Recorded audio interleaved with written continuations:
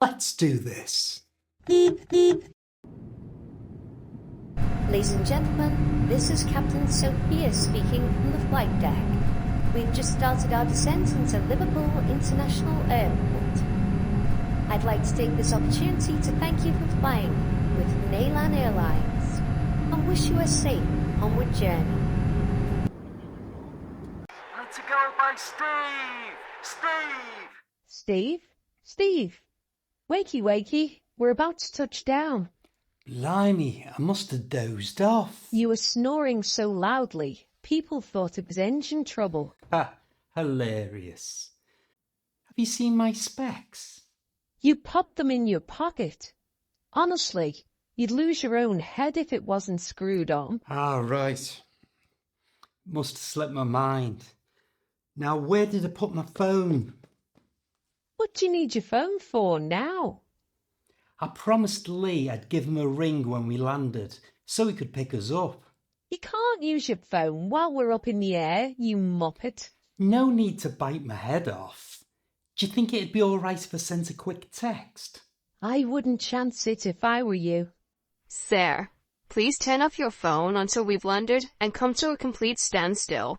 Is that clear? Oops, my bad. Brilliant. I can't wait to spill the beans that you got told off by the flight attendants. Stop winding me up. Don't sweat telling Lee we've arrived. I'll handle that if you fetch the bags. There's bound to be a hold-up in the baggage claim. That suits me. Are you glad we're home? I'm a bit ambivalent about it, to be honest. It is nice to be home, but it means we'll be back to the grind tomorrow. Now fasten your seatbelt, or I'll grash you up to the stewardess again. Now let's go through some of the words and phrases that you might not have heard before. You'll also learn how to pronounce them like a native English speaker would. I was woken up with the phrase wakey wakey. This is an everyday funny way of telling someone to wake up. Wakey wakey.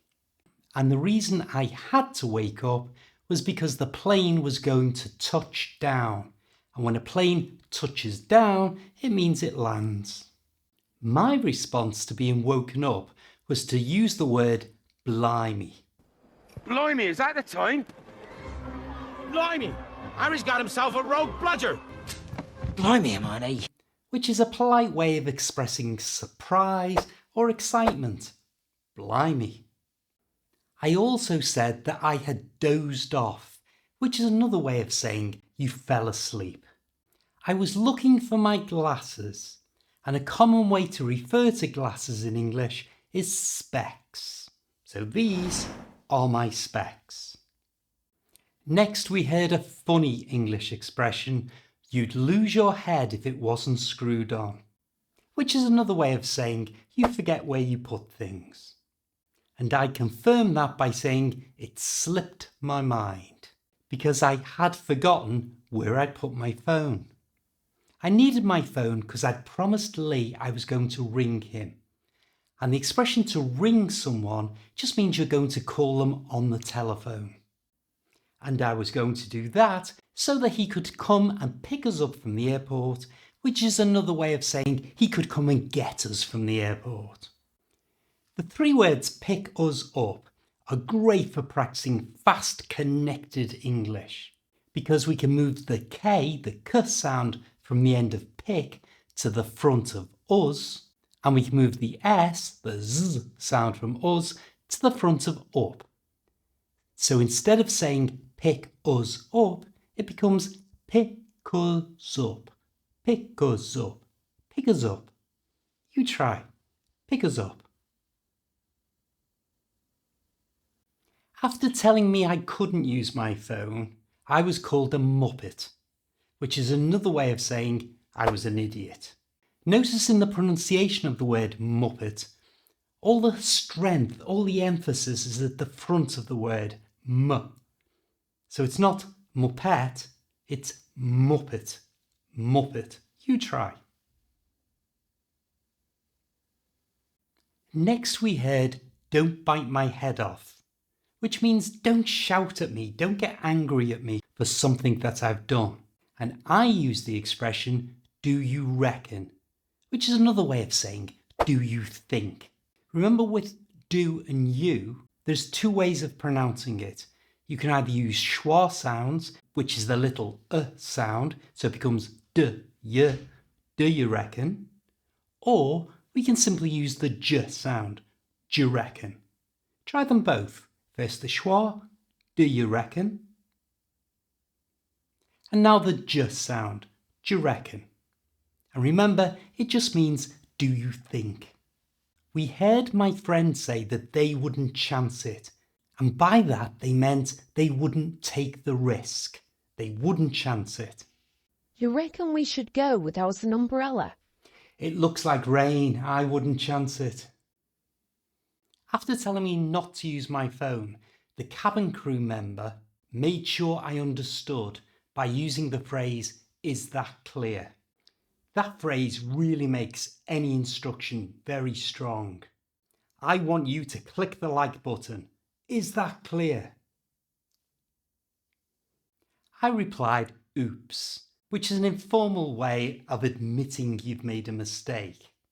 And I added, my bad, which is a way of saying that it's your fault. Oops, my bad.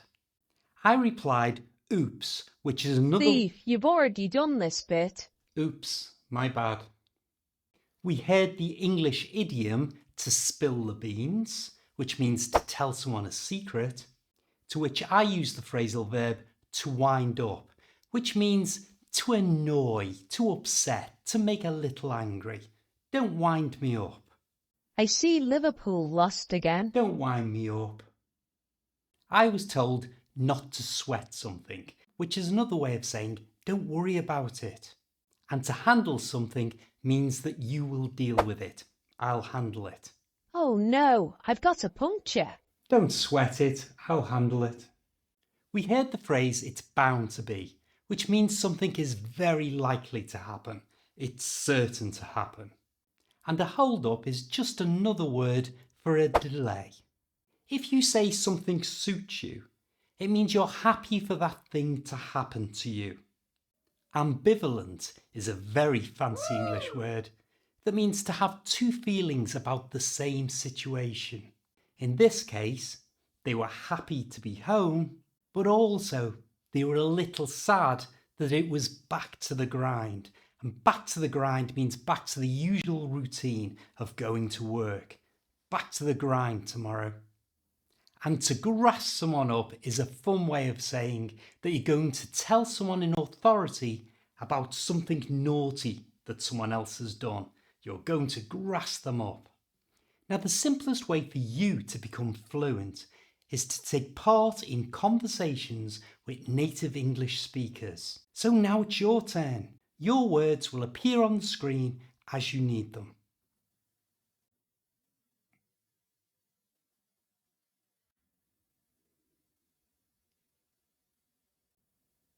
Blimey, I must have dozed off.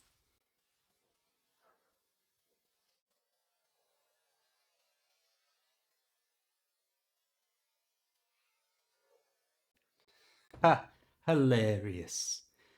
Have you seen my specs?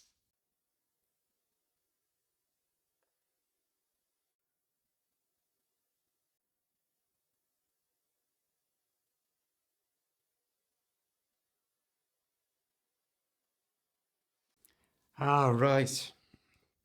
Must have slipped my mind. Now, where did I put my phone?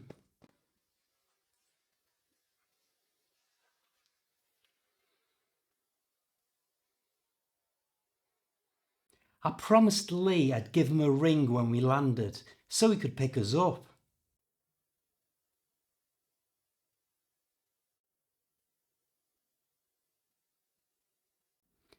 No need to bite my head off. Do you think it'd be alright if I sent a quick text?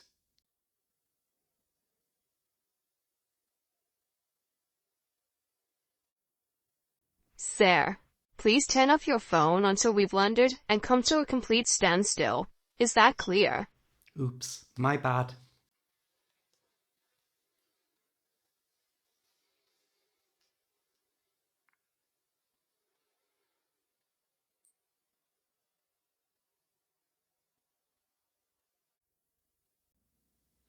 Stop winding me up.